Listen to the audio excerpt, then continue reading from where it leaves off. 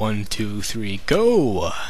Follow my theme of lately of horror-related genres and genres and whatnot.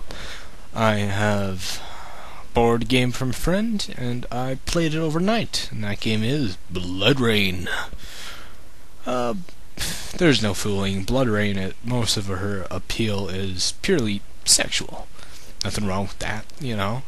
Even though there are 300-pound fat lesbians who oppose to a female character who is physically strong and yet sexually present.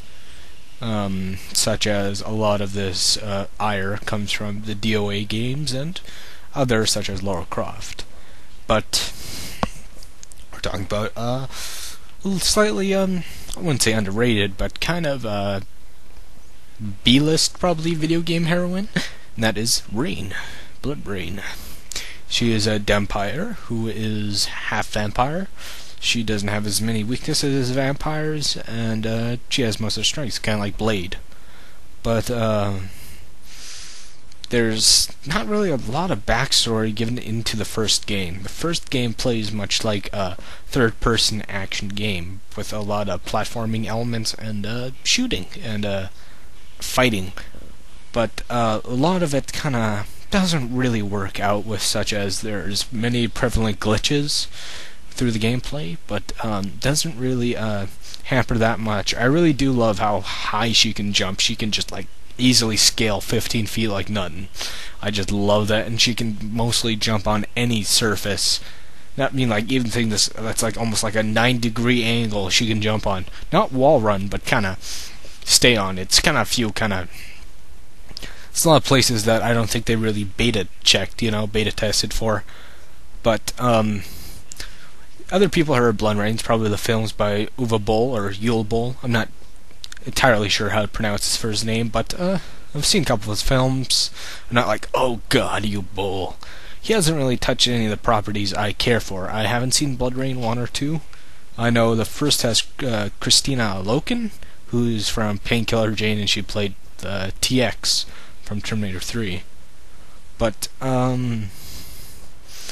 BloodRayne's a good game. I say give it a check out if you like vampires, and lately in pop culture of today we're in a vampire mood, from True Blood to Twilight.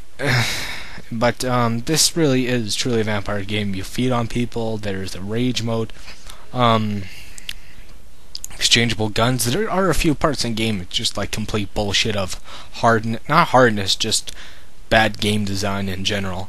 But I'd say it's a solid 6.5 out of 10. But give it a shot. It's fun playing as a vampire, but now only if we get a werewolf game. I want an open world sandbox werewolf game, and a real werewolf, not the pretty wolves. I want the Van Helsing werewolf or the Howling werewolf. It's kind of humanoid, but not really. It has like the humanoid physique, but the wolf head and like big feet and big pecs and muscles. You can see it's well defined, almost kind of like from Altered Beast. From you people who ever played the Genesis version of that. But there's nothing else I can show you. Give it a play. You can probably get at EB Games or GameStop for a cheap a cheap bargain, and it's not bad. And the cheats are pretty fun too. 6 out of 10. 6.5 out of 10. Yeah. And may the force of evil become confused on your house. Bye.